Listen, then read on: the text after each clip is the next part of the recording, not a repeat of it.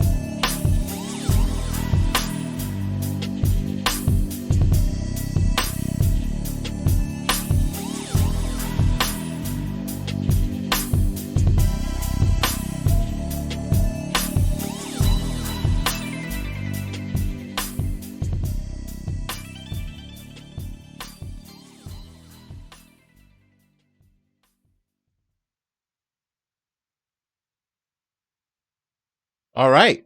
We should be live. We should be live right now. Yes, another camera talk live stream. Ooh. I don't even know how to intro this live stream. I'm telling you, like, I'm too pumped. I'm too pumped. I'm way too pumped. What's good, people? What's good, people? You know how it is, man. It's usually the quadruples, but it's going to be a trio tonight. But we're starting with the duo tonight. Sean Brooks, creative media director for Brooks Media, and myself, Ben from Lover of Tech. We are having another camera talk live stream, and of course, it's only going to happen a day after the bombshell of possibly the perfect camera just landed in our. Man, I'm too pumped, man. Sean, take over, please. Before listen. Let's not say maybe the perfect camera. Sony has dropped the perfect camera. This is the camera that everybody's been waiting for. This is the camera that Canon was supposed to deliver, but they did not. So Sony said, "Don't worry about it, bro. We go ahead and pick that up for you. I got you. I'm going ahead and lay up on the 3-point line too. It's gonna be easy. Sony." Bro, listen, me and my boy Sean Miles was talking about this maybe a couple of months ago. I'm like, bro, a perfect camera for me is a camera that can just do 4K uncompromised, all 10-bit, a flip screen, Sony's autofocus. And if you want to, just to be nice, give me 4K 120. Just to be nice. You know, like, just to do you be see nice. the pun he's dropping? Sean, be nice. Just to be nice. You know, he's dropping like hidden Easter egg bars. Listen, I see him. Listen, you feel me? Listen. Just to be nice. And Sony said, "Oh, baby, I got you. Don't even, you want a flip screen? I got you. You want low light? I got you. Autofocus? Oh my God, bro. I love that camera. I don't even have it. I love it. Yeah. I love that camera. All right. Let me just do house checking rules, ground checking rules. We fixed all our technical issues, but in the real world, we always got to make sure. And I want to let you guys know that we are dual streaming through the power of Restream.io on my channel and Sean Brooks' channel. But guess what? It's not just the fact that we're dual streaming. This stream is dual streamed in 4K UHD. Crispy. Like, I'm telling you, this is the crispiest stream you're going to see tonight, right? This stream is going to be vibes. We're going to talk some talk. And this has really, really changed the landscape of the camera industry right now. I kid you not. So I'll be in Sean's chat, and Sean is going to be in my chat as well. So we're going to show love on both sides. But just let us know, how is the video looking? If you're on Android or if you're on iOS 14 beta, you should see 1440p or 2160p. And if you're on the desktop and you got enough bandwidth and your ISP ain't gonna kill you, make sure you check it. Click the gear icon, go to quality. You should see 1440p and 2160p 4K UHD. Come on now, give us some feedback, give us some love. We're putting effort in for you guys tonight. Let's go. This is true. Talk to us, man. Yeah, man. So let's get some feedback before we commence. So building a brand, he said something to me real quick. I just want to say, I hate the fact that I got to agree with you, but yeah, man. So he said it made me look at my GH5 and my Black Pocket 4K like trash, but I'll hold off. Yeah. Listen, I can't lie on that, bro. Like, it made me look at my GH5 like, well, damn, like you once were like the camera guy. In my opinion, to be real, Ben, like we just got to talking about this, right? We got to talking Yeah. about it. And the GH5 was holding its own, Yeah. like for a very, very long time. Like we talking about at least 3 years at this point. At least 3 years for it to be a camera that was still arguably like class leading, who can class top it? leading, the most inviting class right? leading mirrorless camera ever made. And then Sony said, "Yeah, about that." Bro, Sony said, "Yeah, about that." bro. I don't even my video that I shot for the reaction. I couldn't contain myself because I knew I was potentially gonna come across as a Sony fanboy, right? And I was so scared, but I was like, no, this camera has done something for me to look forward to up to 2022 to be able to get. Like that's such a nice thing for me to be like, as I'm growing, what's going to be my next move? It's like I know what I'm growing into as a minimum, and that's not to account for whatever improvements will happen to the camera via firmware updates or any upgraded cameras that are going to come, because now they've set a benchmark where Fuji being a dark horse, they're going to sit down and think, damn, we're going to have to match it from an APS-C perspective. You know, the video, I'm shameless plug, but Sony literally, my dear Lumix video, Sony did everything in that video apart from saying, hey, we'll trade you the 6K 60p, but we'll allow you to see in the dark and it's full frame rather than micro four thirds. How about that? That's all they did. We'll give you everything that you said in that video, but we're going to give you full frame with the best autofocus, right? And we'll let you see in the dark. Don't worry about the 6K so much, you know, but we'll give you the 1080p 240, the 4K 120, but 4K 120 properly, not 4K 120 conformed in camera like the C300 Mark III does or the R5 does. No, we're going to give you 4K 120 and it will look like a normal video that you can take it into post and slow it down yourself with audio up to 1 hour with no overheating. Done. Like, Dog, listen. No, that's and what's dope about this is like you said, like even if you decide to buy this camera 2-3 years from now, 4K, you know, at that point will probably start being a household thing where everybody in the house have 4K, where maybe TVs will start to even broadcast on 4K. So technically, man, even if you buy this camera like, you know, 2-3 years from now, you're still like in pretty good shape. Just like if anybody was to buy like a GH5 now, they're still in pretty good shape. You know what I mean? Like listen, man, the Sony just don't get why Canon didn't do no. that. They could have done it. They could have done it. All right, drop it, bro. Let's go. We're talking tonight, people. Think about this, Ben. If Canon would have dropped the Canon R5 and R6 with no compromise, no stupid stuff like not being able to dual record to the SD card slots, not a stupid thing where if you're taking a picture, that's affecting the heat of the camera, which is affecting the minutes of how long you can shoot. That was which the deal is breaker for me. There was nothing anybody can say to excuse that. Period. Canon counted them like they put themselves like they was in the race and they said, "Oh no, we don't want to be in it. We're gonna hop out." Go ahead, Sony. The moment they did something that's stupid, I just don't get why Canon just didn't. They was first. If Canon would have dropped an R6 or R5 very similar to the A7S III, the A7S III wouldn't have been this monumental. Because it'd have been like, okay, well, Canon has already done this. Like, okay, now we got to pick and choose. And pre-orders, they would have had beat. But now you're seeing people cancel their pre-orders because of Canon's neglect.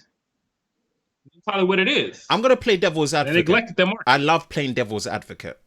Right? You probably won't remember, but we did a live stream way back when.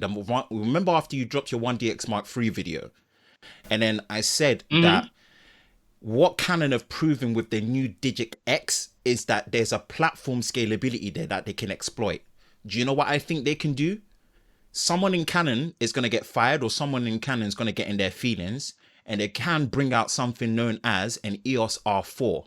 Here's what the EOS R4 is, right? Maybe they will buy a load of A7S3s, break it down, and look at the passive design and reverse engineer it.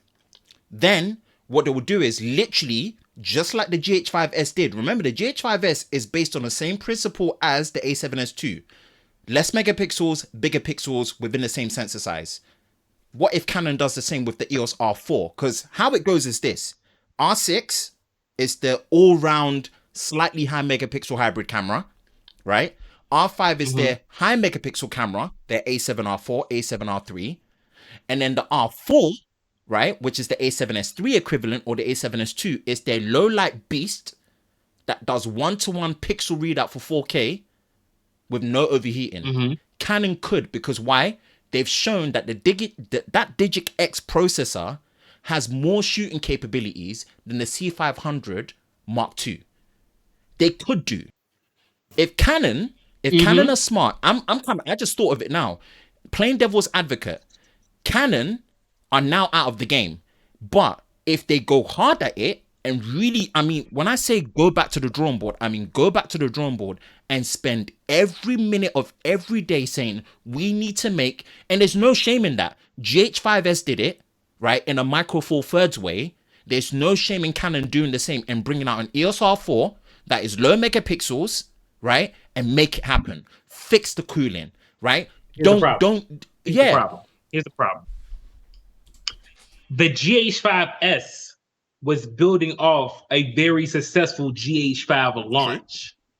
The Canon's launch is horrid. Crap.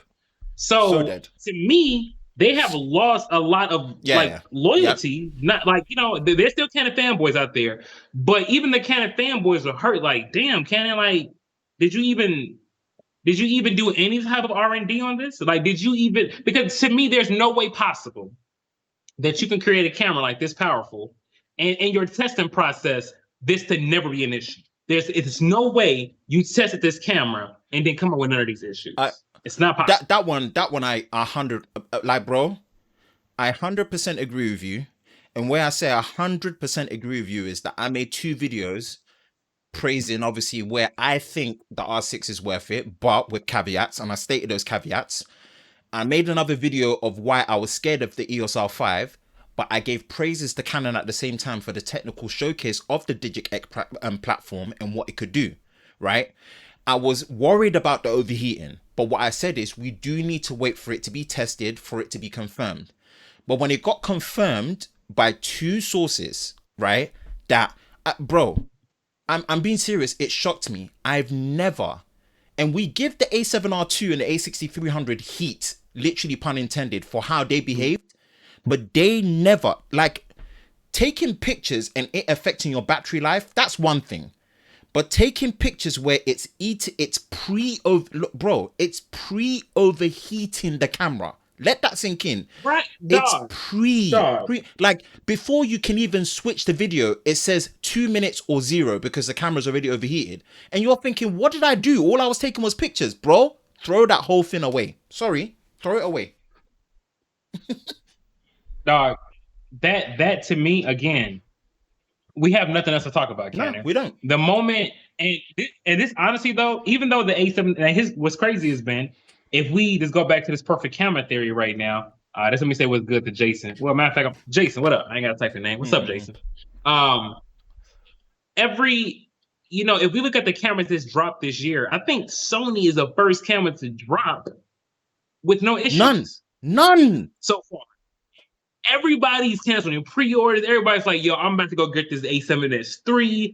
I mean, everybody who has touched this camera has said the same thing. Like, that's a phenomenal camera. Like, and think about it, bro. The A7S2 lasted us for like 9 to 10 years. Because the A7S2 came out in 09, 2010? No, so A7S2 was October 2015, so that's 5 years. The original A7S was 3 years before.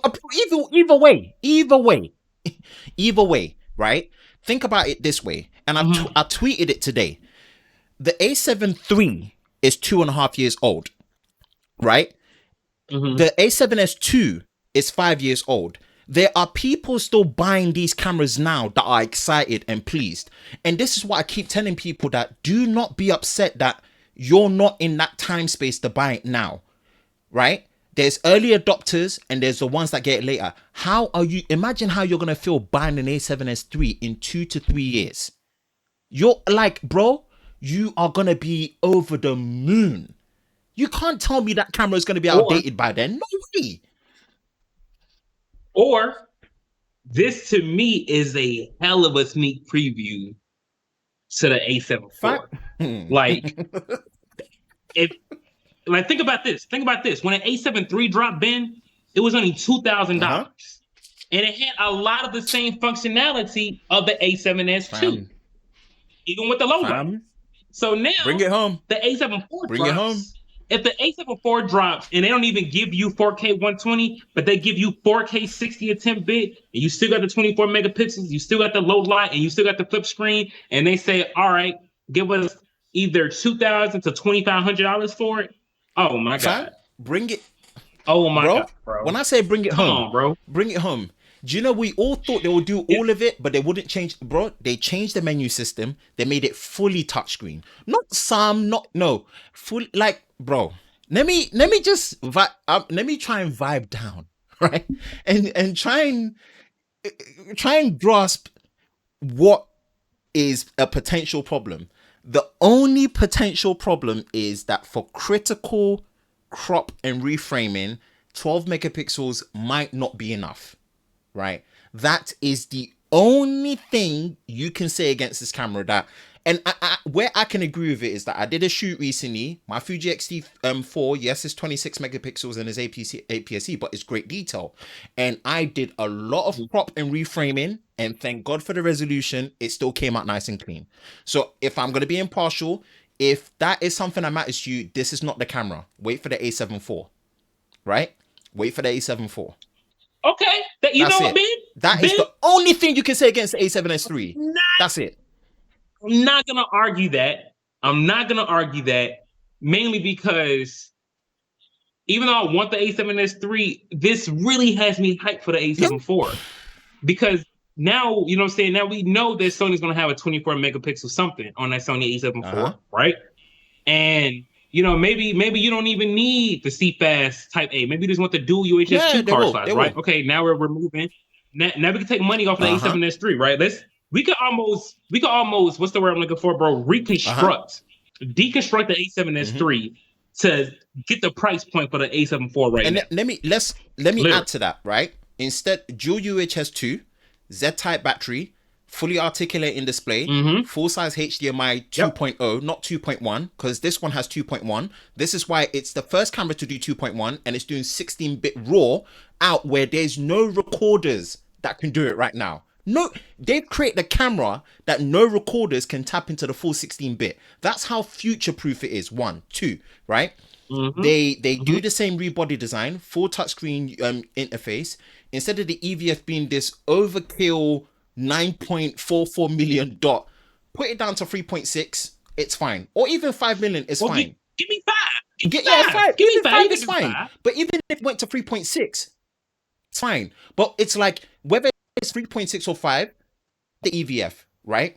You got that body design, and then 460 tops, no 120, so no 4K 20, 4K 60 tops, right? 1080p, right? And then all the new codecs, and yes, maybe the extreme bit rate, but all the new codecs. We'll talk about the all-eye codec.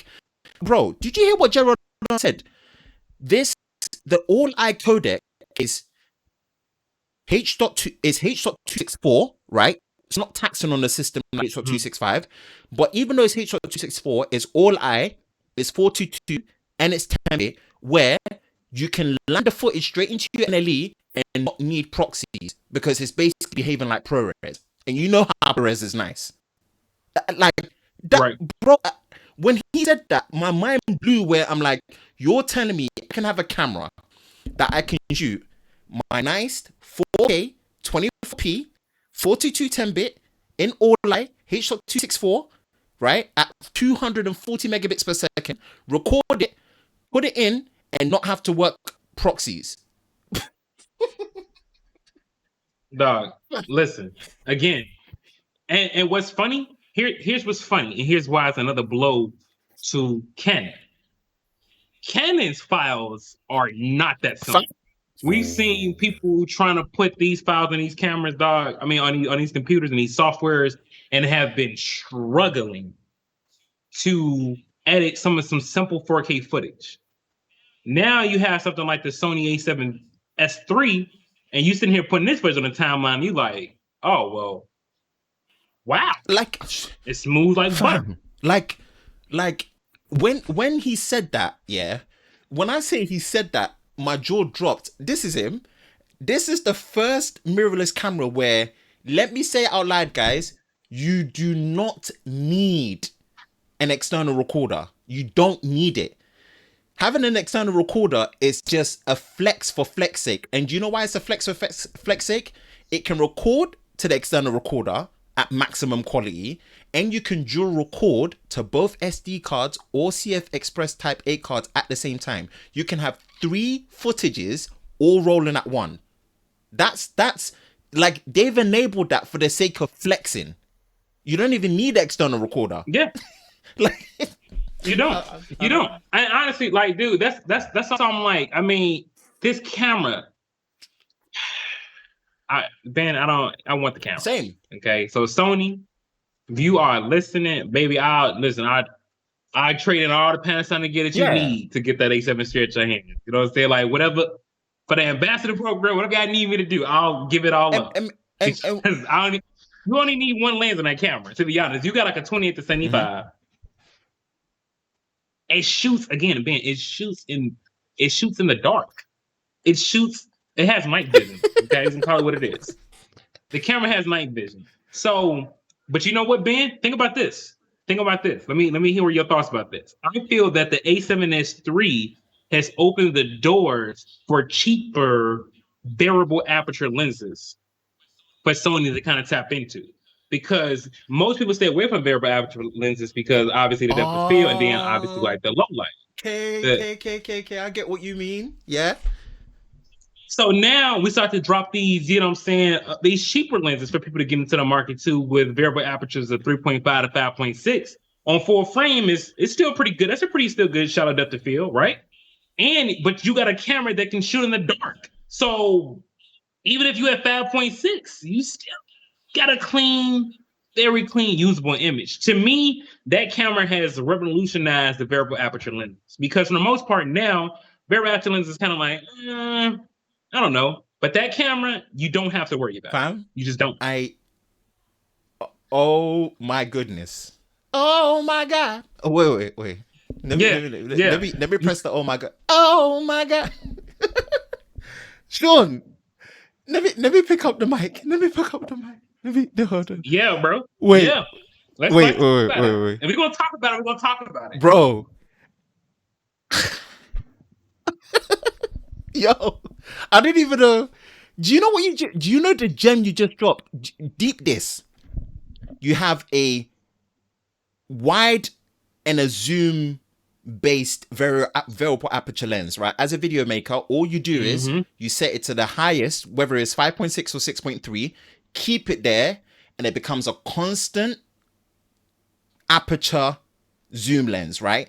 And because of the low light capabilities, you don't have to worry about exposure problem. And it's on full frame, there's going to be enough depth. Oh, bro, I didn't even deep it that way. Raw. Now I gotta holler at my boy building a brand here.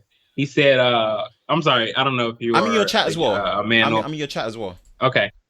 But they said if the GA6 doesn't come with it, might have to leave Michael Four Third and put up a full frame. I put you 100% on that. Listen, bro, that's why. Well, sis, I don't know. Listen, we're gonna keep it gender neutral. Listen, it's tough because even if the GA6 comes out and let's just say it's everything that I wanted for the GA5 to have, better autofocus, better low light. It's still not gonna be the low light of an A7S3. It's still not gonna have the autofocus of a Sony camera. So the only benefit I would have for sticking to a GA6 is the fact that I don't have to upgrade my lenses. My lenses are still fine. You know what I mean? Like I still got great lenses. This is why, honestly, I don't want the G86 to die. I don't want Micro Four Thirds to die because I don't mind Micro Four Thirds. But if I have to make that switch to full frame, I will. So, just to answer his question, shameless plug, I made a video about Dear Lumix and what the GH6 needs. And if Lumix don't bring that, Sony have done everything that Panasonic needs to put in the GH6. And like I said, the only thing they've not done is said this. Instead of doing the 6K at 60 frames a second, like the Blackmagic Pocket Cinema camera 6K can do, right? We'll trade you that. We're going to give you a full frame sensor, which is more than double the size of Micro Four Thirds. We already had the best autofocus. We're just going to make it better so that, you can be at extra peace of mind, right? And then we're going to allow you to see in the dark.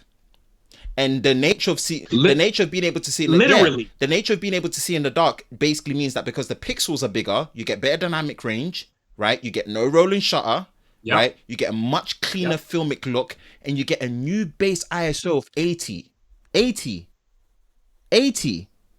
Dog. The S-Log base ISO is 160. My base ISO for V-Log and HLG is 400. Dude, bro, that's fam. I'm saying the GH6 don't have to come like with some real stuff to make me be like, okay, you know what I mean? Like, I'll stay. Like, they're gonna have to really drop because again, the GH5. Honestly, if I have to be real bad, I'm comfortable with keeping my GH5 for like another 2 years. Of course. Anybody who knows cameras knows like this camera can still bang. But can rock with it. If the GH6 can come out and then fix everything wrong with the GH5, we're gonna give you dual native ISO, or we're gonna make sure we'll give you listen. I don't even need the ultra low light of the A7S3. If they can give me clean, usable base ISO or a clean, usable ISO at 6400 or 12,000, if I'm pushing it, but I'm cool with 6400. If you can give me a clean ISO at 6400 and maybe a first generation phase detect of a Sony camera, I might stay. Oh yeah, but you see, but are they gonna do it though, Sean? Let's put it this way.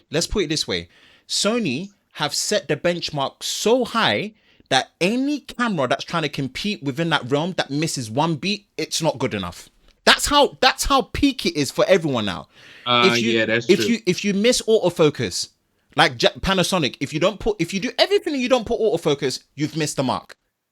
Do you see? That's how peak it is now in terms of what they've done. You see, and this is where Panasonic have not helped themselves, where they're too far up into full frame. One, they are being so stubborn to still keep contrast detection autofocus that it's just making me sick now. Like, I'm sick of it. Sorry, it's not about tapping into autofocus all the time. That's not it. People think that because we want autofocus, we use it 100% of the time. No, but it's the technology has proven to be at a point where now it's so accessible at the price. Why are you not putting it there? Why? Ben, the moment I forgot what camera it was. One of these cameras came out last year, and I seen them get an update to phase detect autofocus. And I'm like, well, Panasonic, but what's up? Take Olympus, phase detect, make it better. That's it. Right? Make it better. And I'm going to stay with you. I'm going to be real with you, Ben. If Panasonic gives me even Olympus phase detect autofocus and give me a clean, usable 6400, give me 4K 120 and 10-bit in all modes, right? I would stay with Micro Four Thirds. Bro, the reason why I'm saying I'm with you is everything I said in that video, Sony did minus 6K at 60p. And people think, oh, 6K, bro, the Blackmagic Pocket Cinema camera does that. Do you know what I'm saying? So it's not a spec that is like it's all specs that it's a mix of what the competition can do, and it's also pushing forward for the next generation, right? And Sony have done that. So it's not anything within reason. And Lumix have no excuse because one, they're working with a smaller sensor that's going to be less stressful on their processor and their heat management and their body design system. If Sony are doing it with a fanless, guys, Sony cheated physics. They're doing it with a fanless design on a full frame camera that is no bigger than the A7R4. I'm sorry, Lumix. You now it's like you have no excuse. So it's either you do it or you don't. And I have a feeling that they're just gonna abandon the GH6. I'm sorry to say this, but I think seeing what Sony have done, Sony have actually put the nail in the coffin with Olympus falling, and Michael Four Thirds is now dead. In terms of the future of Michael Four Thirds, I think it's dead, and I think it's sad that that's the case. But I think Lumix are now, look at all the clout that they're getting with the S1H for full frame and ProRes RAW and all that stuff. They're too invested in that. But that's also due to the fact because of the lack of, I guess you got a point, because of the lack of concentration they have on Michael Four Thirds. They did focus on it. But to be honest, bro, they're focusing on the S1H even more than the other line of cameras. Even like the S1 and S1R. Bro. Like they're focused on the S1H because they're touting this as a Netflix approved camera. But what's crazy is, man, they still have a crazy audience in Michael Four Thirds apartment. Thank you. People still have lenses. Thank you. People are still buying GH5s now. Tell them. So to disappear and walk away from it, man, that would be like a real. If it to be honest, man, if they didn't put out a GH6, especially even this year, that would be a real slap to the slap in the face of the consumer, bro. It would, because it's like, tell him, Panasonic, you ain't saying nothing. We got all these cameras dropping. All we asking for is for you to say. And what's crazy is, bro, Michael Four Thirds users are like, we're realistic in our expectations. We're not asking you to do anything that's out of this moon or pushing the boundaries of this sensor. We're just saying, hey, if you give me reliable autofocus and some good usable low light, the full frame look, the depth of field, we don't even care about that. Like, I don't care about that because my footage still looks good. I got some amazing primes. The shallow depth of field thing is not a thing for me. I don't, it's just not a concern. But as far as the low light, I need that. I want to be able to use this, comfortably at 6400 and be like, oh, okay, I'm good. I'm fine. If you jump into my chat is popping as well. You can see a couple of people and what there's. Let me send you the URL for mine. I'm right here. Oh, you're there, yeah. No, I'm here. Okay, cool. Yeah, I'm here. Just so you can follow a couple of the stuff that I'm saying. So Trenton, all cameras have been put on notice. You can't come out with a camera that has compromises over $3,000. Facts. Absolute facts. True. And this is what I'm saying about the bar has been set so high for usability and price accessibility that you like, I'm saying no one has got time. And I said this, right? There is no brand loyalty. I'm on Fuji, right? Fuji could keep me on here easily. And Fuji, they're dark horse. They are the closest to doing what Sony just did now. And they've got time where they can do it for APS-C and keep it going. Do you know what I'm saying? There's only a few things they could do. So Fuji could keep me, and think about this. All of this that I got, bro. You saw my kit today. I got all of that. Not even a bit, less than a Canon R6 body by itself. So the value of what a crop sensor can do with all that power is still there, right? So this is where this is where the bar has been set, and you guys know how Fuji are. They listen as good as Sony do.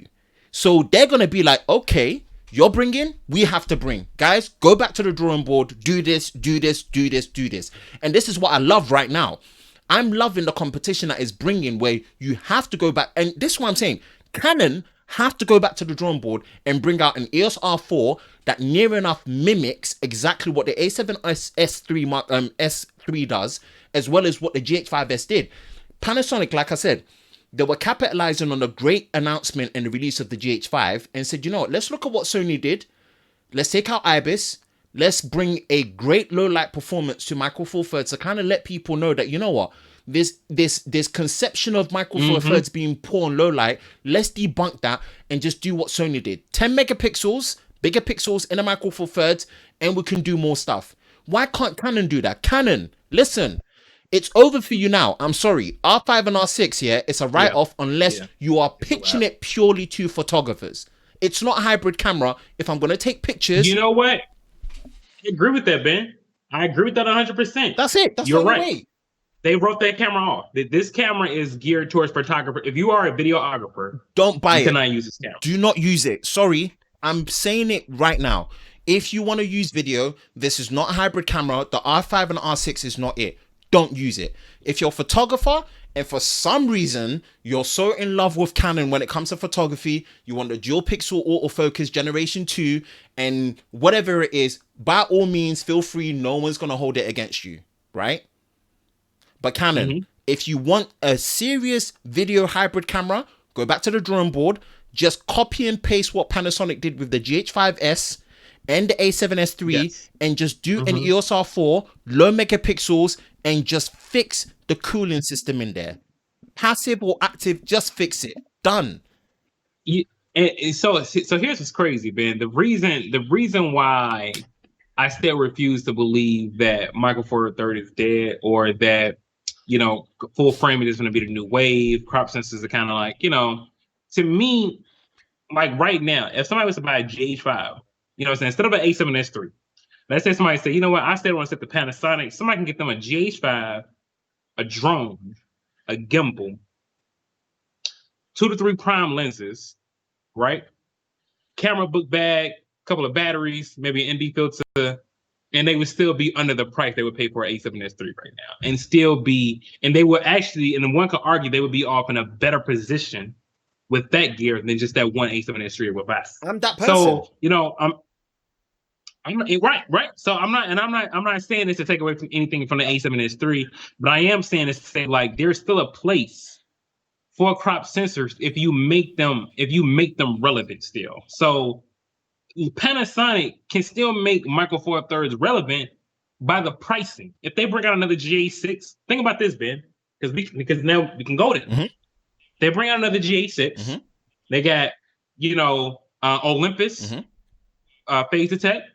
They got 6K at 60 frames per second at maybe 8-bit 420, right? But you get 6K but you get 6K 24p at 10-bit 422. I'll take it. Okay. You get 4K 120. You get 8 stops of IBIS. You know, maybe 14 and a half stops, something like that for dynamic range, and you price this at $2,000. The A7S3 would not be on my radar. At all. Period. Bro, I couldn't agree more.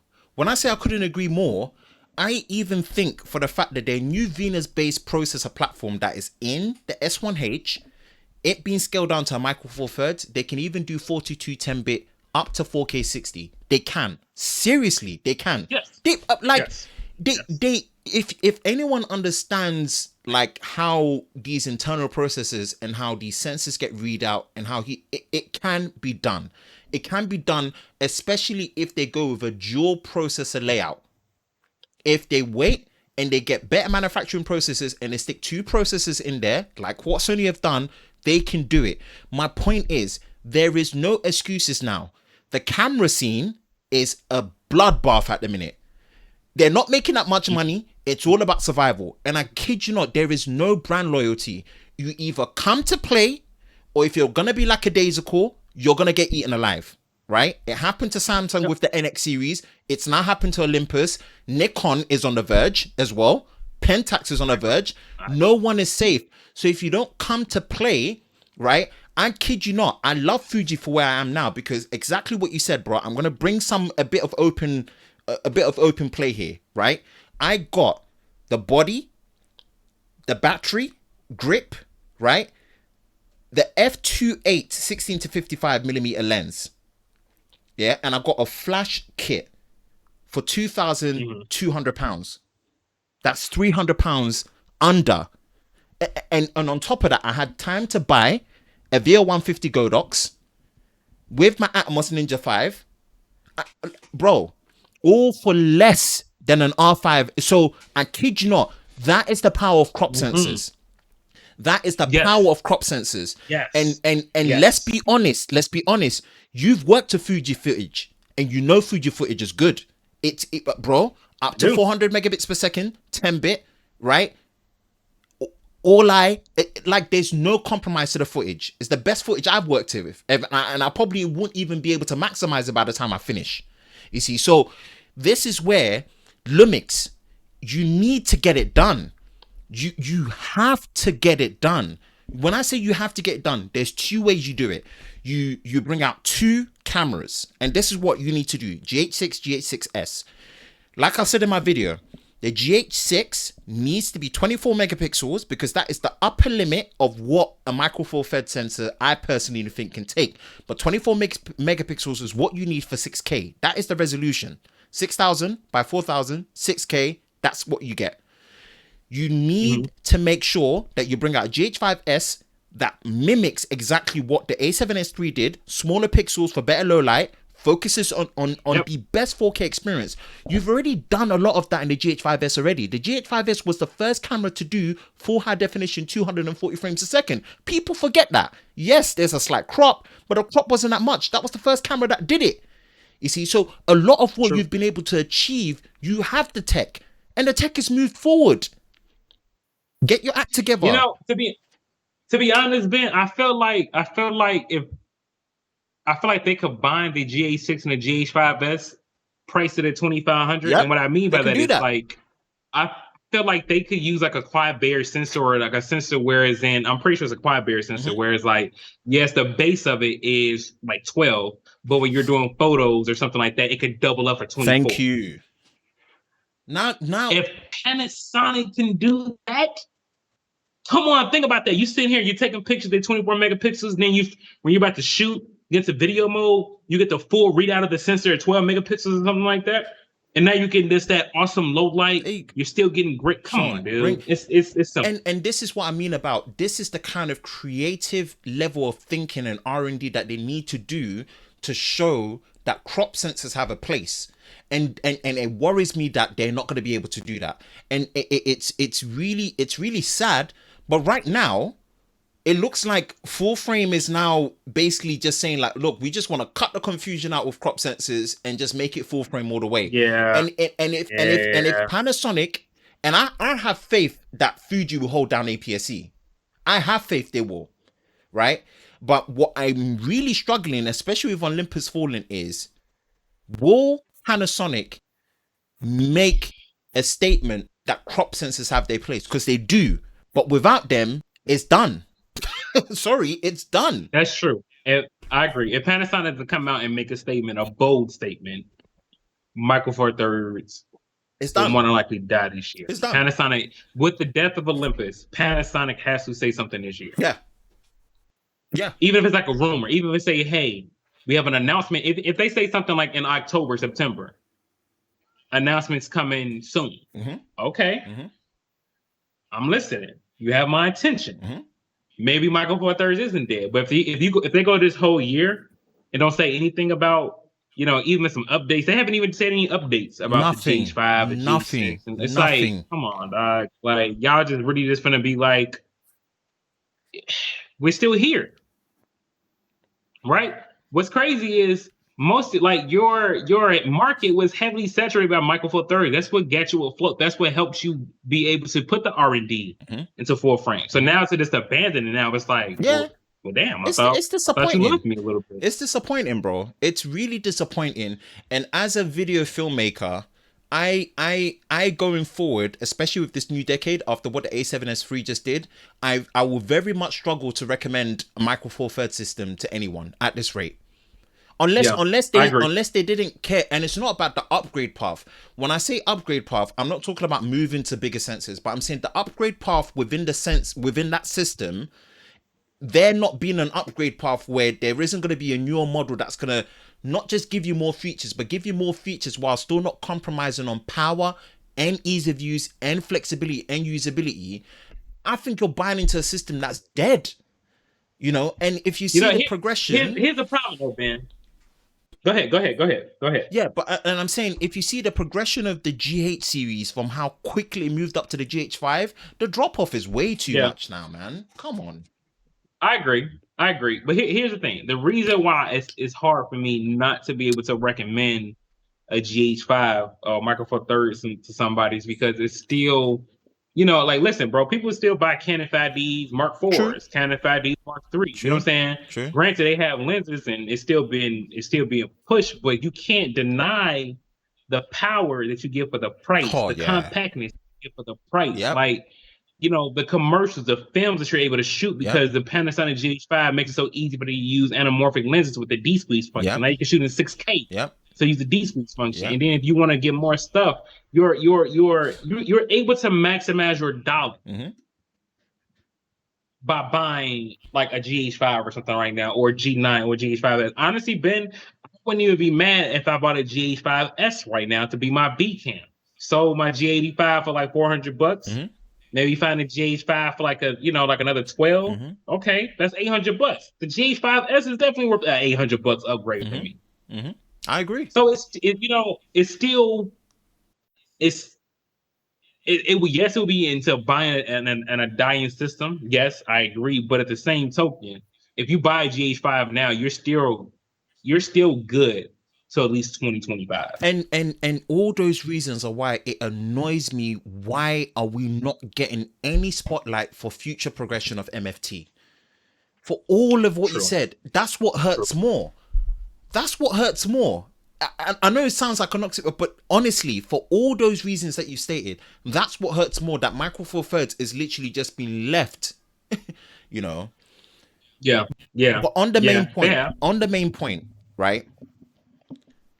There has never been a camera that's come out where majority of pre-reviewers, early sample reviewers are saying pre-order now, because if you don't, you ain't gonna get it for a long time. I've never seen credible people say pre-order now. I'm saying to the point where they're like, yes, this is if this is pre-production hardware performing this good, pre-order now. Right? I've never seen that. Come on. Listen, think about this. I think Sony knew they had a winner. Yep. Because they didn't do what Canon did, right? They didn't say open up pre-orders. They didn't announce the camera in July, then open the pre-orders by the end of the month. Sony like, no, y'all gonna wait till September till we know how many of y'all gonna want this camera. Period. Period. I think Canon knew, and I think that's why Canon opened their pre-orders up so soon, because they wanted to try to grab as many pre-orders before that Sony camera drop. But it's like, this is what happened when you rush a product. Do you know what? They knew the A7S III was coming out. They tried to attack, and they failed. They failed, but you know what their biggest failure is? From January and the year before, right, coming into the new year, where they were doing all their pre-development announcements, right? Do you know where their biggest mistake was? Everything about what they screamed about that camera was all video. We only found out about the resolution of what is meant to be a photo first camera when it was announced. And if they'd done what Sony did with the A7R4, so A7R2 and 3, where I remember vividly everything about what Sony talked about those cameras was all photos. They did not focus anything on video for those cameras.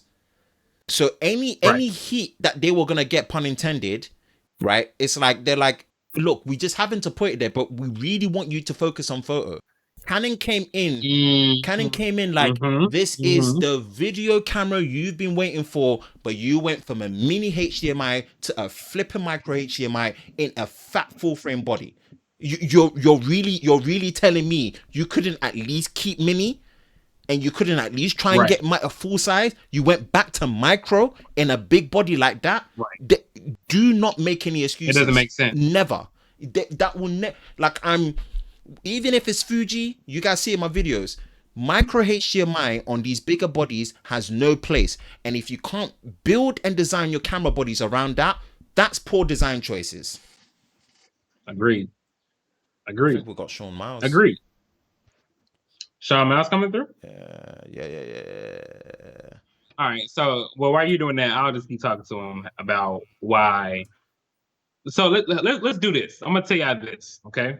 So while Ben's taking care of business, I wanna get something out to you guys, so you guys don't feel like this is the camera. I'm gonna switch the screen just to you, Sean, because I need to bust a pee, and I'm gonna sort out the three-way, right? So I'm just gonna switch it to your screen, transition, and it's just gonna be Sean on the screen. All right. So all right. So I want to tell you guys this. Before we sit here and think, I know the A7S III is a dope camera, and there's so many new cameras coming out, man. At the end of the day, buy what you can afford right now. I know there are gonna be so many YouTubers sitting here telling y'all like, "Hey, man, this camera is dope," and which it is. Even for me, like if I made a video right now on it, I would say like it's a dope camera. But at the end of the day, it's like you have to analyze your market and your clients, even your YouTube work. I like to me the A7S III is not a YouTube camera. That's not. You do not need to buy an A7S III if you are a YouTuber. If that's all you do, that is complete overkill.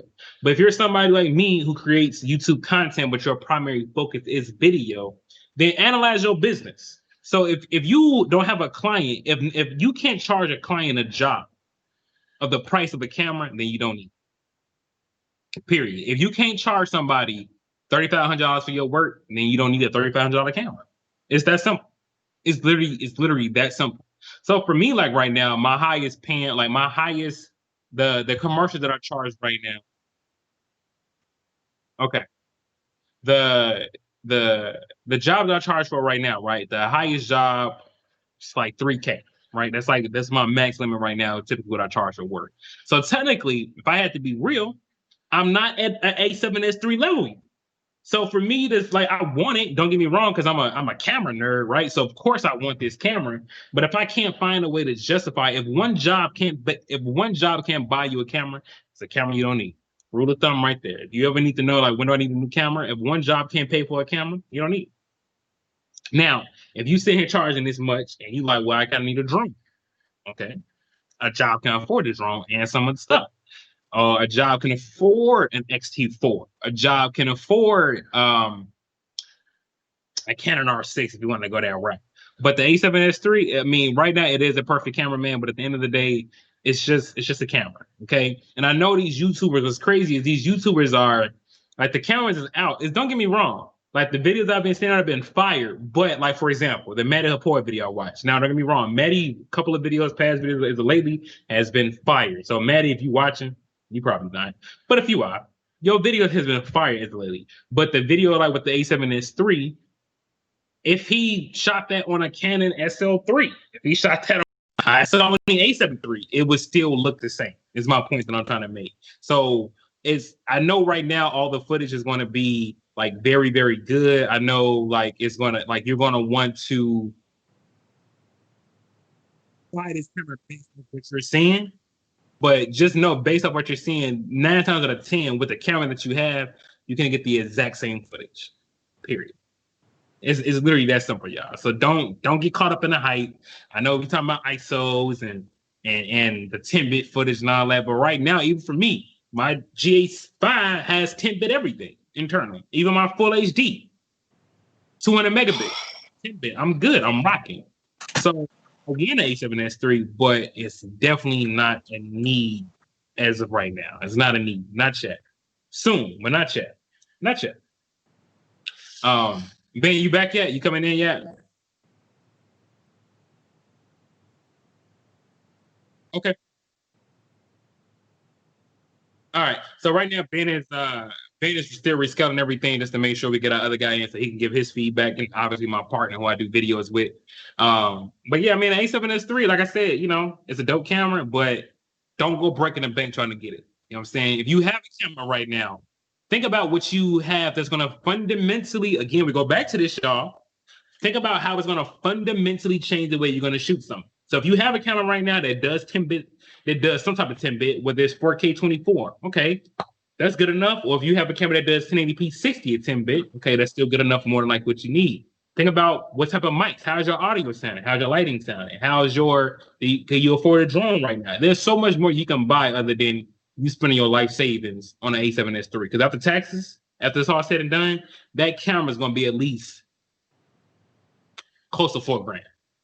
And if you don't have a lens, you're buying into this new system, you're gonna spend close to $5,000 on a new camera. So if you don't have a job that's paying you $5,000, you do not need to get this camera. Okay? We are back. I think we are back. Sean should be able to hear. Right. Sean I'm Miles? here. Yeah, can you hear me? Yep. Loud and clear. man. All right, so You see, man, I got the technicals down. Look, guys, listen. We are in 4K UHD. We are celebrating the 4K endgame camera. That was the Sony A7S III. We are streaming in 4K UHD. If you've got devices and the bandwidth, click the gear icon, select the quality, 1440p or 2160p 4K UHD. We're bringing you heat tonight, man. But no overheating. Just remember that. exactly, Trent. Exactly. Trent hit it right in the head. Honestly, he's like, yo, if you're not color grading, you're not buying A7S III. Like, if you already have a camera that's already, you know what I'm saying, pushing out good enough color for you to do, because most of the, and Sean, I know you're backing on this, most of y'all, or most of us, I ain't gonna just point, y'all out, are shooting and don't even realize, like, you don't even need, like, why do you even think you need 10 bit? So yeah, the A7S III got it all for you, but analyze your purchase before you sit there and say, like, yeah, man, 90% of this camera do it, I need it. That's all I'm saying. Shaw Miles, over to you, man. Introduce yourself, drop it in, let people know who you are, and let's go. Let's hear your thoughts, man. Yeah, well, in case you all don't know, Sean Miles, legendary videographer based out of Chicago. Shoot with my man Sean Brooks with Brooks Media, also legendary, sick with the camera. So we doing the damn thing. I'm hype as hell for this A7S III, man. Oh my god. So listen. I want to say this, y'all, before we get going. I am not a good friend. I'm trying to convince Sean by any means necessary to buy this camera. Get it, Sean. Technically, he really doesn't need it, but I want to be that voice of bad reasoning because I want it in my hands too. Yep. This is your camera, Sean. Bro. Go on, give it to them. Yo, October, I'm confident, man. I'm confident. I'm being slightly responsible. I could comment now, but I'm like, nah. I'm gonna wait. But I feel you though, Sean. I feel you. Yeah, I'm listen, y'all. I'm dead serious. When I hit Sean up, I said, Sean, I'm not gonna be the voice of reason for you in this. I'm not gonna sit here and tell you that no, Sean, you don't need this camera. For what do? We don't even make enough to even our jobs. I mean, we can't even buy this camera outright. But I said I don't care about none of that. I want you to buy this camera, please. That's so. He said, please. I want to test this camera. Yeah, it's funny, man. Listen, please. Yo, but when I do get it, oh my god, we going out shooting every day. Dog. Anything. We shooting leaves, butterflies. It don't even matter for the distance. We shoot stuff that doesn't even matter. I gotta get an instant transmission to the crib so we can do the unboxing right then. All right, so here we go. It's Sean Malice house. We're doing the unboxing of the A7S. I can't wait. I cannot wait for Sean to get his hands on this camera. But who knows? You know what I'm saying? Like, as of lately, your boy been rocking with the jobs. So I might mess around and end up getting a job for like 10K. Like, all right, Sean, we're buying 2 of them. So, you know what I mean? I say this now, but, the A7S III is so hard not to buy. I get it, y'all, but just analyze it. Feel what I'm saying? But it's a perfect camera. So it's like, whatever. But Sean, drop. Like, I want to hear from you as a colorist. Like, bro, this is your time now, man. Talk. This is you. Yeah. So listen. Like, first of all, let's just start with Canon, right? So, props to them for trying to really, push the envelope with the R5. You know what I'm saying? I think it's admirable.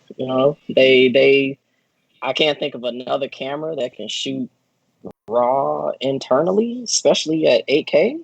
Like, I mean, that's although, I mean, we can have a whole discussion about whether or not that actually matters. But in terms of, usability and media costs and stuff like that. But yeah, when they came out with it, I was like, wow, man, I love this energy, man. Like, I love what Canon is doing, man. It's crazy. But then, as you all know, the damn overheating. If the thing turns into a damn campfire, as I'm using it, I mean, that's just I'm good. Then they market it as this video focused camera, but then we got the record limits, and that presents a number of issues that you need to work around depending on what you're doing.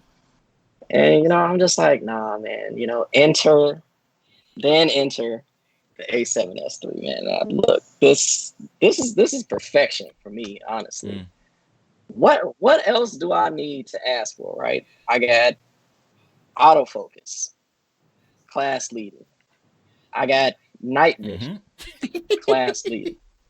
You know what I'm saying? I got 4K all the way up to 120 internally. I got the 10-bit 422 as a color. It's like, oh my God, thank you, Sony. Thank you.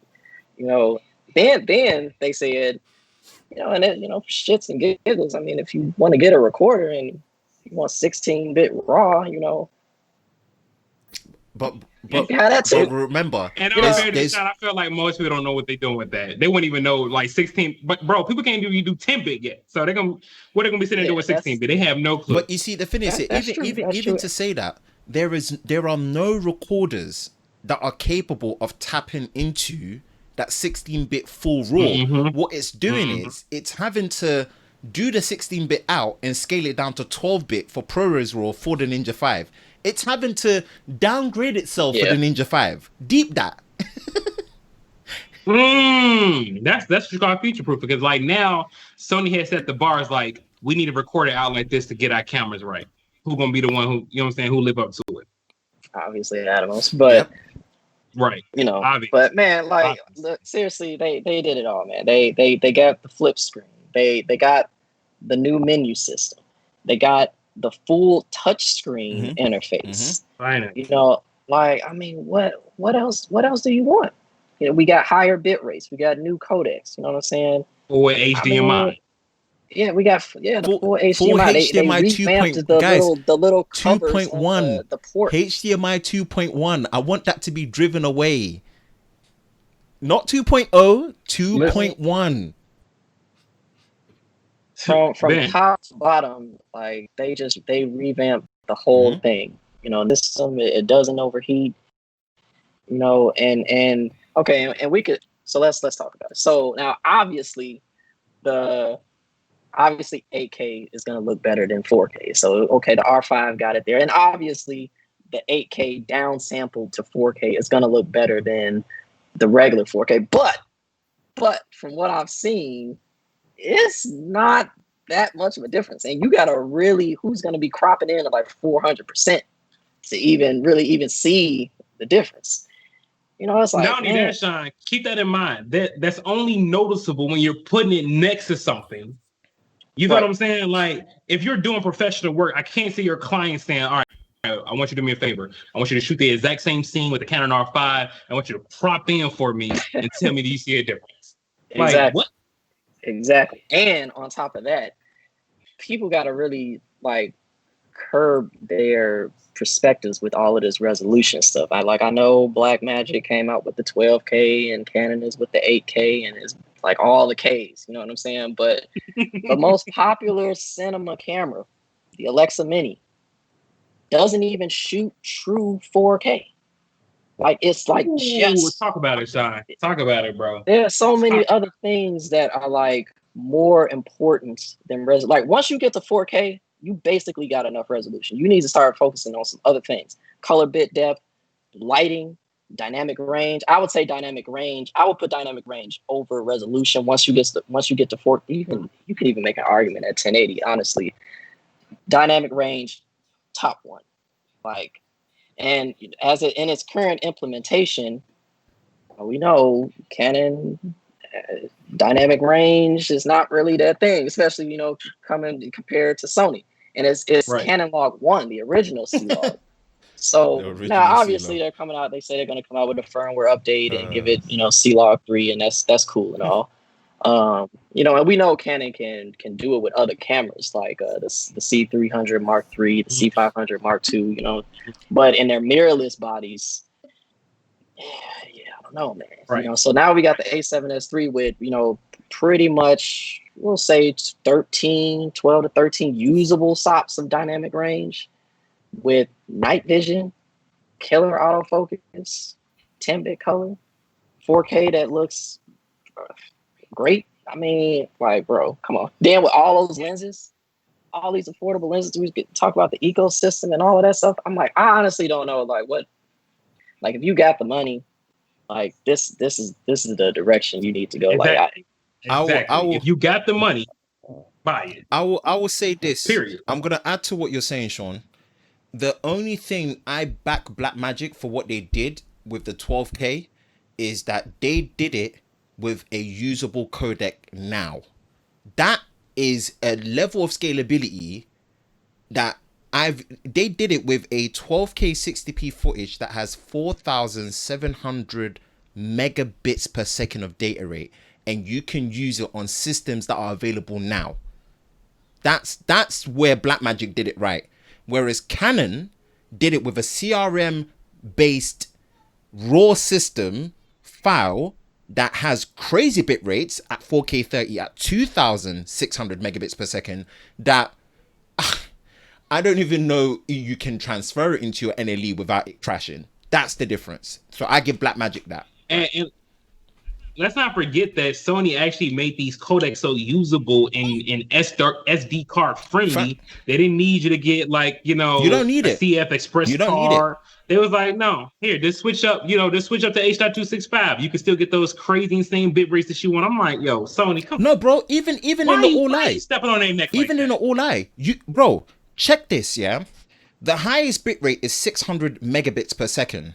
That works out to be 75 megabytes per second. V90 gives you a consistent. Which a V90 card can handle. So it's not even you need H.265. No, every single recording mode, even that one that tops out internally, can be done to a UHS-2 V90 spec card, right? That CF Express Type A, it's like a it's not even it's a flex. It's like, hey, we put it there. Maybe in the future we might be able to enable some firmware updates for some new features, and then just in case it tips over what the UHS-2 V90 can do, you can go to that. That's bro. Yes. They made the perfect camera, and I just said this. The only thing you can critique is if you value that extra 8 to 12 megapixels of resolution for photography. And if you do, which I'm not going to hold it against anyone to say that if you value that, it's a problem. If you do, it's not your camera. But if you are not in that camp, please consider buying this camera before going to cinema camera. Because actually, what you're getting here, if you get the KTM XLR adapter, what like apart from an SDI port, what are you exactly missing? I really can't understand. Get an Extra RAM Pro audio recorder for that. If you want XLR audio, just get your recorder, hook the recorder up via 3.5 millimeter headphone jack. You don't even need your mic. to. You know what I'm saying? Remember the get the XLR adapter. You've got the MI interface where there's an XLR adapter. I think it costs about $300, £300, and it gives you 2 high quality XLR inputs with phantom power that you can actually change, bro. I agree. Sony have won. Choose that over cinema. Sony have won. They got it. Like, you have to really think, do I need it? Gerald Undone was about to pull the trigger on one C300 Mark III, and you guys know how much I love that camera. He was able to buy 3 A7S3s with the XLR adapters and change leftover for lenses. Bro, and remember, the C300 Mark III is what? A Super 35 camera versus full frame, and it does all the shooter modes. But guess what? The C300 Mark III does the 4K 120 conformed in camera with no audio, where Sony can do it both, but it's a full frame sense. Like, get out. I'm done. Like, let's just end this. No. Yeah. What Sony just did is rude. They got it, bro. It's like what they did. It's rude to the point they're making people cancel their pre-orders on cinema cameras. They've blurred the line so hard that you can cancel a pre-order on a cinema camera like the C300 Mark III. Are you like? Man. Yeah, I mean, dude, we can't. I felt like at this point it's just gonna be. It's gonna be beating the dead horse, man. I mean, okay. So let's say the question. When are we getting it? I'm saying absolute latest. My birthday, May 2022. I'm getting an A7S III. I'm putting it out there. That's when I'm getting it. So Sean's October. I already know that. Sean, if you change your mind, Not September I'm and not changing August. I'm not changing no, my no, no. mind. Sean's not. Definitely not Okay. changing Sean my has to be the first. This has been the camera. This is Sean's camera, right? First, if you don't, Yeah, yes, this is if you true. don't, we are all hunting him down. We are making sure we beat him. We are doing something to him. He has to own it first, right? I've put my date, so you Listen, guys can't that's say, true. you know, latest. So if I get it any sooner, that means I've been doing stuff right for me to get that camera sooner. But I've said my birthday 2022, A7S3 is mine, right? But now Sean B, now the ball's in your court. Is Lumix gonna save you from switching with the GH6? Are they gonna do what they need to do in the GH6, like I said in my video? If not, when are you getting the A7S3? If Panasonic doesn't respond, You gotta put a date. You gotta prophesy it. Panasonic ain't doing Yeah. shit. Just get the if damn Panasonic A7 III. don't, if the They're not Panasonic don't doing respond, anything.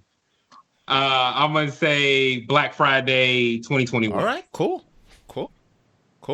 And at this rate, that's really doable. Oh, bro, you like can do that's it. That's really really that's really doable. that's really You're doable. killing it at the minute. That's really But the doable. GA6 though, I want to say this because I know everybody here got their own cameras. Ben, you had your camera, the Fuji X-T4 or something. You was waiting on. Shine, you was waiting on your A7S3. If Panasonic delivers me a GA6 and it's everything that we said it was gonna be, I'm telling y'all right now, don't have me in the stream because can't nobody say nothing to me, bro. Yeah, I don't agree. care about no I A7S3. agree. Care about no XT4. If Panasonic delivers what I want, where I don't have to sit there and re-upgrade, you know, I could use my same lenses, the same batteries, and possibly keep my GH5. Oh, bro, it's over. I agree. It's I over. agree. It's I agree. over. For me, Yeah, I that's don't think they're gonna do it. And they are though. They are. I don't think they will. I don't think they're gonna do And it. I keep saying it, man. Did you just jump at the Bro, camera? I'll just say this to really wrap this up here. I don't think they will. I really don't think they will. I just don't. And this is me saying this. I want to be wrong. It's not something I'm saying that I made a video because I'm passionate about crop sensors. I said it. I'm a system fan, but there is no brand loyalty here, right? And the value proposition, and I'm that person, the value proposition of a crop sensor for video and photo making has allowed me to practically buy a studio. That's the value proposition, right? And I can not just emulate, but I can match and grow into the quality that can be given by these cameras that are coming out, you see? So it can be done. Whether they choose to, that's where I'm having lack of faith right now. Sony, you've won. You've honestly won. You've done the magic. You took some of Blackmagic's energy and you just brought it into your own heat, and you've created something that has really, really made, I'll say they've made me proud, and they've made me even more excited that I am a content creator and this is something that relates to me, you know? So that's my conclusion. Hey, Also, I want to. this whole critique about I'm backing up a little bit. This critique about the stills capability with the A7S3, like it's almost like Reaching. borderline not It's reaching. fair. Yeah, because it's like it's a video reaching. camera, like Right. in a stills format kind of body. Like it could take pictures, but it's clearly a video centric camera. You know, it's not meant to be like 50-50 on both things. This is clearly like a 80-20, 90, even 90-10 sort of thing. You know, and I think you guys might have talked on this earlier, but as a video camera, it looks to be flawless. Like it has no limitations. It works exactly as it's supposed to. Then you go to the other cameras, like the R6 and the R5, which are clearly hybrid cameras. Like it's more close to 50-50 split. You know, you got 45 megapixels with the R5, you know, to take stills and whatnot. You had another 22 on the R6. But fuck, if you're taking pictures and then you go to a video and then it tells you, nah, bro, you only got 30 seconds. Hurry up and take this video. We're shutting it down. What kind of hybrid camera is that? What's funny is, Sean, they didn't do that with the GH5S. If you notice, I don't know why they doing it, and I feel like these are Canon fanboys trying to really say like, "Wait, something has 12 megapixels." When the GH5S came out, nobody was like, "Well, the GH5 only has 10 megapixels." I don't want to take pictures of that. It's like, well, I know it's a video camera, so why aren't they looking at that with the A7S III? And I tell you why. It's because Canon came out with 45 and 24, but it's like, bro, realistically, let's just go ahead and call it what it is. The Canon R5 and Canon R6 are not usable video cameras. They're not. They're far from. Certainly not in the way that the A7S III is. Right. So, but I do want to go back a little bit because my man's Basil, he with me. And it's like he don't understand how we can doubt Panasonic when they were did 10-bit internal before everyone, right? Before anyone else, which I'm like, I think they did. Doubting them.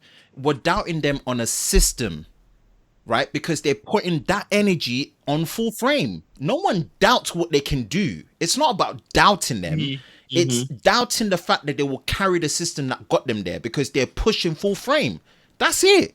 No one is saying Panasonic's completely dead. No. Panasonic have a strong cinema lineup, right? With their very cameras. Like they've got a strong lineup. What we're saying is the system that gave them that kind of accolade, they are abandoning it for the pursuit of bringing that same energy from MFT into full frame. That's what the issue is. Yeah, and here's the other thing. At the time when the GH5 came out, the tech just was not there to do what they did with that camera for full frame, maybe even APS-C. So they went with micro four thirds, and because the sensor was so small, they were able to pull it off. But now times have shifted to the point where now the tech is there. Like you don't even have to compromise on your sensor size now. Like what I would like them to do, just forget micro four thirds. If you want to go crop, come out with a brand new APS-C camera. You know what I'm saying? If you gotta do it. They already said they won't do it. They won't do it. They already said they won't because it's too close to full frame. They like having that separation. So they're not. But then it's just like, bro, just fix your full frame line. Like, just So I want to go with something Basil said. So he said three things. I'm gonna read the last one. I'm in the chat. He said he won't defend it. Okay, so you're in the chat, so you see it. But he said micro four third is as good as full frame, in my opinion. I've never had a cinema a client say that look micro four third, I want a refund. No, you're true. Like, listen, we get that, but we're not saying it is. It's what we're saying is that micro four thirds has a limitation. Period. That full frame does not. You're gonna get a better image quality out of full frame, better low light, better shallow depth of field. It just is what it is. We're not saying that you can't use micro four thirds. Again, I'm a micro four third shooter, so I'm gonna rock with it to the end of days. But I do understand the limitations of my camera, and I just work around them just like any other camera limitations. Now, what I do want to go in at is when you said that you don't need you to defend it, but I think you've been in my comments enough, so I know you know how to use a camera, and I know that you are very well versed in cameras. So Basil, to say that the A7S III is a terrible camera without anything to coincide, it's just like the A7S III. In what way is it terrible? It's literally a GH5, but better in every way. Let me add to that, Sean. In every single way. Let me add to that. Let's go do our homework, right? On an accessible camera level, what camera do you know can shoot? This is how you make the A7S III overheat. You have to shoot at the highest bit rate in 4K 120 for over an hour. And let me just break it down. You are shooting at such a high bit rate with individual frames being pulled. The camera's not conforming it inside without audio. It's shooting 4K with audio at 10-bit 422 with individual frames for over an hour that you can take into post and you can manipulate yourself with audio. That's how you make the camera cripple, in inverted commas, cripple. And that is with that's with no recording limit, right? On an exFAT file system that records it all as a single file with no splitting to make life easier in some way. Tell me what camera can do that. I'll wait. No, I'll wait.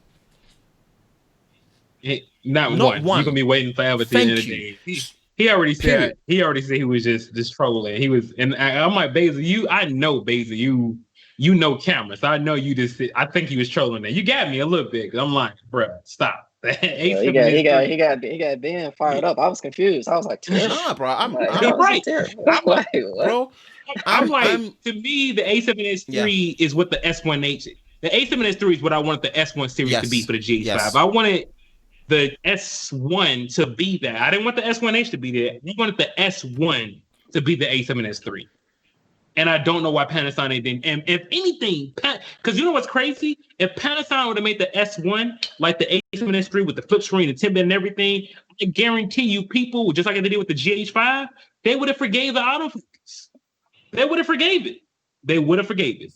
Because it'd have been the first full frame camera that has a flip screen like that and it does 10-bit everything, no crop, no compromises. The only thing you got to worry about is the autofocus. So like now, if that was the case for the S1, the A7S3 again wouldn't be so glorious. The problem is, man, so many camera manufacturers kept trying to tackle the resolution thing. Nobody's asking you for 6K and 8K. We're asking you just for 10-bit, good quality 4K footage and some great autofocus. That's all people have been asked for in dual car stop recording. That's it. So a lot of these camera manufacturers failed at their own, you know what I'm saying, at their own problems because it's like you just wasn't listening. We told you what we wanted, and you said, "Nah, we're gonna give you what you think you want." Okay, well, that's why Sony's gonna take everybody's money. I'm gonna. Yeah. Go. Drop it. Yeah, but just to reiterate what Sean was saying, like you can go out here and flame some stuff out with any of these cameras. Just, you know, like if you put a GH5 in my hands, I'm gonna make fire content. It doesn't matter. You put an XT4 in my hands, I'm gonna make fire content. You know, I'm definitely not saying that Micro Four Thirds is trash, but I mean, full frame is objectively a better sensor, like for a number of reasons. With no compromises now. But yeah, and now that people have really worked the tech with it, I mean, it's basically like you look at the A7S3, it's like you have no compromises now. It's and I'm gonna add this to it as well. As much as I have no brand loyalty, I want to commend Fuji and especially Sony for really speaking on Black Lives Matter, not as a political movement, but as a human rights thing, right? For really that adds the cherry on top of all of these things. The way Fuji, I'm speaking from my first-hand experience, the way they've supported me to revive my content creation and my business back, unbelievable. But you know what? Real talk. So honestly, too, that again, that plays a big part for me because I even said this in the live chat. Really, like that kind of hit home a little bit when it's like Panasonic, like. Y'all ain't got no black ambassadors, bro. And then on top of that, y'all don't even say nothing to the people that's being affected, or the people who's buying your cameras. Like that was, and Sony was so vocal about it, bro. Sony was so vocal about like everything. Like, nah, we ain't with that. You know what I'm saying? Like we stand with y'all. And even just to add, bro, when I message the guys at Fuji, I wait no longer than 15 minutes to get a reply. I'm saying. There's no brand loyalty, but there's that extra bit to finalize it where companies like Fuji, but especially Sony, being like, you know, currently aware of the situation and putting their money where their mouth is and doing stuff and then innovating, bro. Sony, I'm proud of you guys, man. Clap, round of applause. You got my win. You got my W, and I will. By that time, no later than my birthday 2022 in May, I want an A7S3. Done. All right, so I'm just gonna say two things real quick. First of all, the R6 can go die in a fire for not being able to dual record. It can eat a fat dick for not being able to dual record to both car slots. That camera just doesn't exist. Also, Ben, I don't know if you heard this, but I saw it mentioned somewhere. I was going to ask Armando on Twitter, but I heard that the R5 can dual record, but it doesn't dual record the same quality of both cars. Like it records like full quality. Yeah, it has to. And this is where, because it's CF Express Type B, the bigger card, and the second slot they didn't go with a CF Express Type A, and they went with the UHS-2. It's this, the speeds can't match, and because the bit rates are so high and so unattainable, it's basically the V90 UHS-2. It's too low of a spec. You see, they just missed the mark. Unlike Blackmagic and what Sony have done with usable codec and bit rates, they missed the mark. So yeah, you can't do technically proper dual recording unless you go down to the really, really poor quality 4K pixel binning, line skipping 4K mode. And at that point, your 1080p footage in your Fuji X-T4 at 200 megabits per second, oversampled with 10-bit and all-I, looks better than that. So why would I? Why would I? And I can dual record for video on my Fuji. I'm doing it right now. I'm dual recording on my Fuji into my Atmos right now and no overheating. So what incentive are you giving me? What you're telling me is the R5 and R6 are complete, like, it is what it is. They're not usable professional video cameras. Just put it this way. Buy it if you want photos and you, whatever reason, want dual pixel autofocus generation 2 and you love Canon photography and you have lots of Canon glass and you want to invest in RF. That's it. That is it. To me, that makes no sense, because at the very least, we all know 45 megapixels is like overkill. So you can technically, a photographer is perfectly fine with an EOS R. Thank you. You can't dual record anyway, so what's the point of having a dual card slot? They've gone and made the EOS R the most reliable R series mirrorless camera in their range, and that camera was already crippled. How do you make the cripple look like the best? How do you go and make the cripple look like the best? Please let me know. I didn't even think how about that. How have you made the cripple camera? Your new cameras?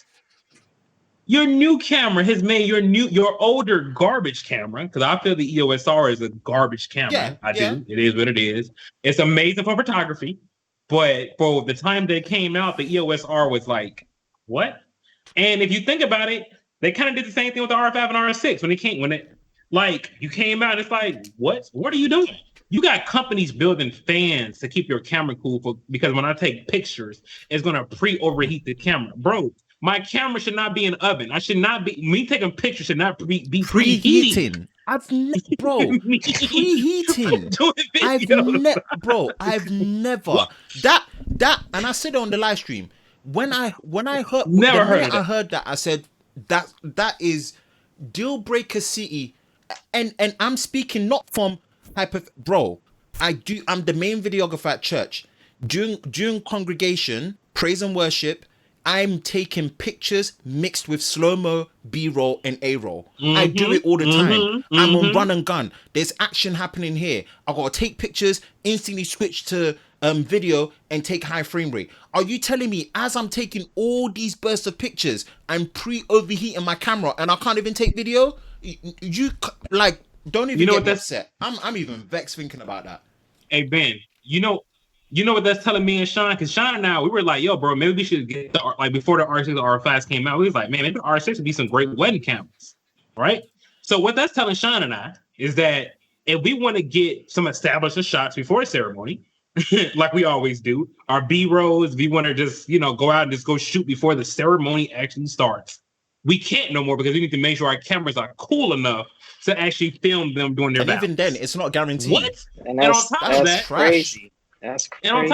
And on top of that, right? Think about this, right? I don't know if anybody's been talking about this, but a concern for me was if the files are getting corrupted when the camera shuts down. Thank you. And you can't dual record, so you don't even have a backup if it did do Guys, that. if you want high megapixels for photography, save your money, get an A7R3. That's it. Just save your money and get which is a better capable, like it's more capable than, in my opinion, than an R6, because at the gate you can dual record. Yeah, you can. Like just guys, if like there's no brand loyalty here.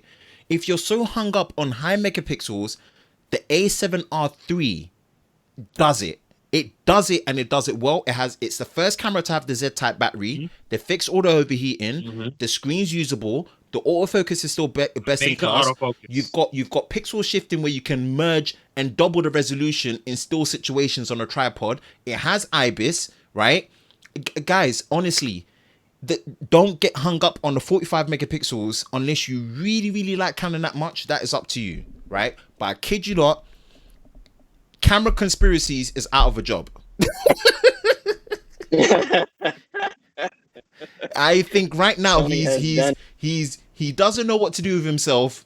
If you watch his latest video, the stuff that he was trying to complain about the A7S III, you knew that he was reaching, and he was just trolling for the sake of trolling. And I was laughing, but I said, bro, you must be really upset with Sony because someone must have really loved your channel enough and said, you know what, let's just make the perfect camera for him so we can laugh at him when we see it. Done. That's true. You know what's funny? I wouldn't be surprised if Sony's seen some of his videos like, huh? There's no such thing as a perfect camera. Watch this. Yep. Yep. So watch this. I got you. I ain't got nothing else. I'm just happy. I'm happy for anyone that can pull the trigger now if it makes sense to them, and I'm happy for all the second and the third movers that can get that camera, because if people are excited to get the A7S II and the A7 III, which are cameras that are between 2 to 5 years old in 2020, imagine people in 2023, 2024, 2025 getting the A7S III and how cheap it will be on the second and the used market and third owned and pre-owned. The price they're going to be getting that camera for, come on. This is the best time to be a content creator. What complaints do we have now? And going forward, camera manufacturers, if you're not doing the same and making it the same price or cheaper, don't enter the chat. You're going to sink and you're going to waste money on a lot of hardware that no one's going to buy. Simple. I don't know what else you guys want to say, but I think that's it. And you know, honestly, if this last thing I'm gonna say, if I was a Canon exec after that A7S III announcement, as great as that camera is, I would have been sitting somewhere sweating my ass off thinking about, well, if they did this with the A7S III, then what the hell are they gonna do with the A7 IV? Sean, listen, you don't have to go back and rewatch the segment. Me and Ben already covered that. The A7 IV, honestly, I'm really more so anticipating that camera than the A7S III, because they're gonna make a babied A7S III, because they did the same thing with the A7 III. If you look at the A7S II with the A7 III, it picked up a lot from the A7S II. And now when the A7 IV come out, Shine, if they just give us 10-bit, if they give me 10-bit 4K 60 and a flip screen with the new menu system and all that, the autofocus, I'm game. And they price it, if they price it at, because they went up $500, right?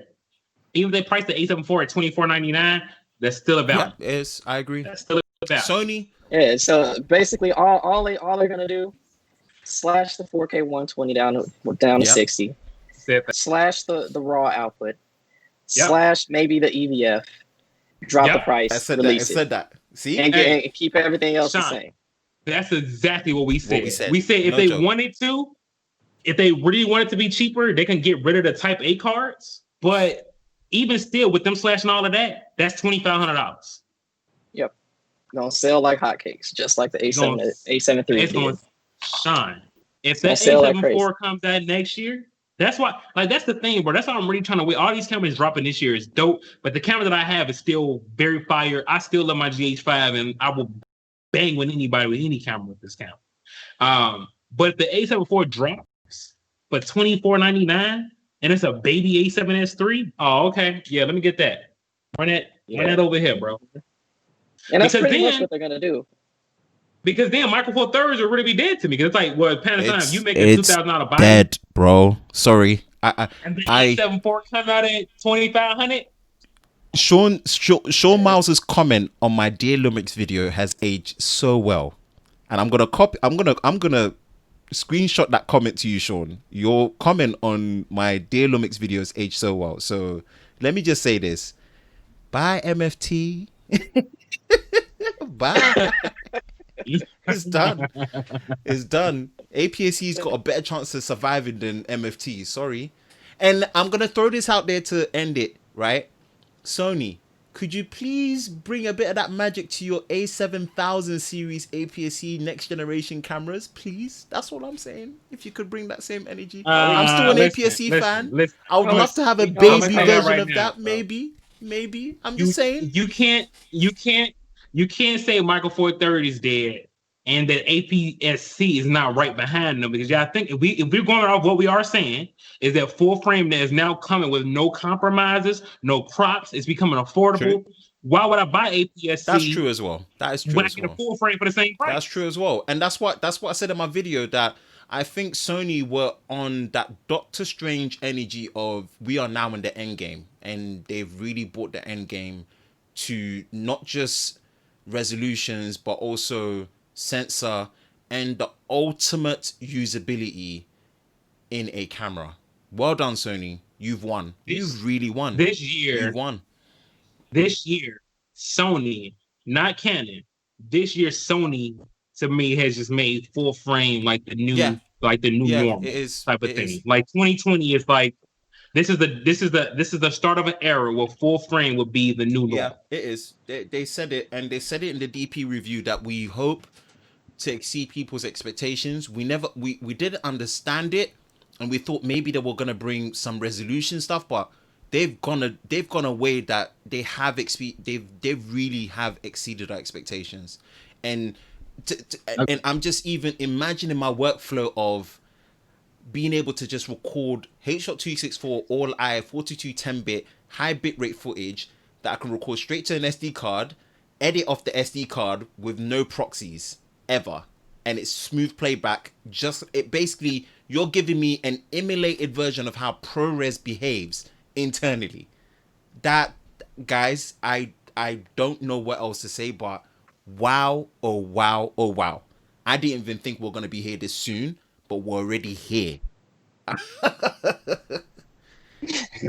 So that's it, folks. Yeah, but on that note, man, I ain't got nothing else. Nothing else. Sean Miles, you got anything else? Yep.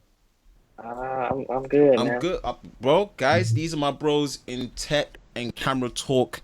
We're bringing you this one fresh off the press. We're bringing it to you the best that we can. Dual streaming through Restream.io to my channel and Sean B's channel in 4K UHD with the best. And Sean knows. Sean, tell him what I did to make sure you sound good this time, right? Tell him. Hey, listen. He put me on this NVIDIA RTX voice. Yeah. Suppression type of. Listen, man, I don't know what type of magic it worked, but if I've been sounding like as good as Ben, that's why. Like the RTX voice feature or whatever, man, it is for this world. And that's why I sound all crispy, the American Idris Elba. Yeah, of course. And guys, thank you for both on the channels for rocking with us. We appreciate it. It's been fun. We can't wait to actually just see where this goes. I'm enjoying. I'm fully restored. I've got my VR150 from Godox. My Atmos Ninja 5 is back. I've got a complete system, and I haven't even finished ordering the stuff. We've got audio. I'm grateful for where I am now, but where I am now is going to help me build something that will make it so easy for me to get this camera by latest May 2022, and it will even make sense by then, because I'll probably be able to get a used one for even cheaper, which will work great for me. So, like, thank you Sony, thank you Fuji, and guys, thank you for rocking with us. We are gonna sign out, and I hope you guys have enjoyed. Until the next time, what we obviously aim to do is we try and do this. I think we were trying to aim to do this the last Sunday of every month, but man, impromptu stuff happens in the camera scene, so we come in and we got to give you the news and the reactions as the brothers do, hot off the press. So I hope you guys have enjoyed the time. We're gonna close out. We're gonna sign out. We will catch you in the next one. Peace. Well, Sean, do you want to add something? Sorry. Yes, I want to say this for the subs who are still watching. For my subs who are still in here now, I know there has been like a shortage of videos for the past 2 weeks. Your boy's been busy, like with the professional work, getting a bag. You know what I'm saying? Like, I've been really, really busy. But if you haven't wanted to kind of see my professional work, I always post myself to IG. So if you're not following me on IG, make sure you follow me on IG at Brooks Media with 2 S's, and you will just kind of be updated with what I'm doing. But that's the only reason why. I got videos done for y'all. I just gotta chop them up, make it look good. We got the Daddy, got the Lenovo. I got some new lights that I bought. I got a camera bag. I got a What's in My camera bag coming. So just stay tuned, and I'm coming, y'all. It's just I've been busy. Sean Miles, anything for you to closing thoughts? Man, Sean is lying to y'all. He ain't been busy. He been out flying drones with me all day. Don't listen to what he's saying, man. It's been. First of all, you never trust light skin, man. There I was wondering. I was wondering. We had to throw it out, man. We had to throw it out. No, but guys, it's been fun. We're gonna sign out. We'll catch you in the next one. Stay blessed. Peace.